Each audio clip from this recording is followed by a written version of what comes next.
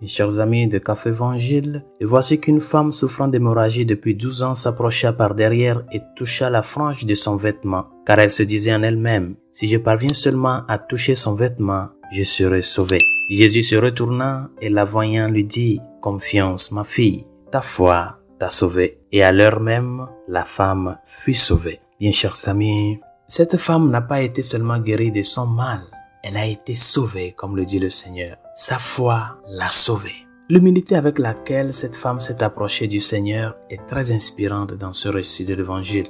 Elle ne s'est pas sentie obligée de déranger le Seigneur, de lui parler ou de l'embêter avec son problème. Au contraire, dans son humilité, elle a présenté son besoin à Jésus par le don de la foi, intérieurement et silencieusement. Et la grâce de Dieu lui a été accordée parce que Dieu voit le cœur et répond à une foi aussi humble et sincère. Mes chers amis, dans nos vies, nous devons nous efforcer de faire de même.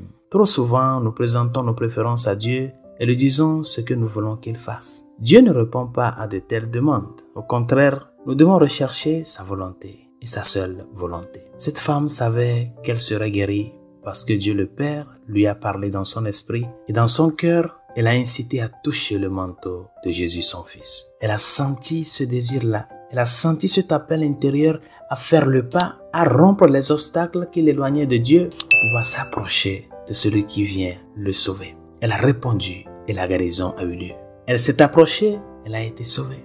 Chers amis, l'initiative venait de Dieu. C'est Dieu qui en premier a fait mouvoir son cœur depuis ses tréfonds afin de faire ce pas dans la foi, la sincérité, cherchant à ce que sa volonté s'accomplisse dans sa vie. Résolution de ce jour. Je ne sais pas quelle situation tu traverses, combien de temps ça a duré. Chacun se connaît. Je ne sais pas quel type d'épine est en train de te torturer des années. Peut-être c'est une maladie. Peut-être c'est une grande dette que tu as sur toi.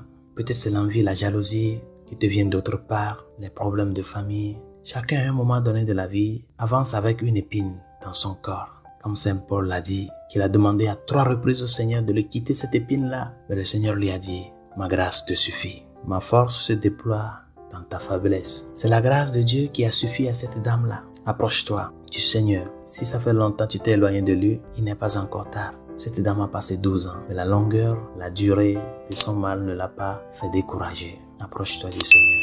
Il est venu pour toi. Et c'est à toi de le chercher afin de pouvoir le trouver. Et laisse-toi, et dans la confiance, se mettre à ses pieds dans une attitude de conversion et d'action de grâce. Bonne journée, Dieu vous bénisse.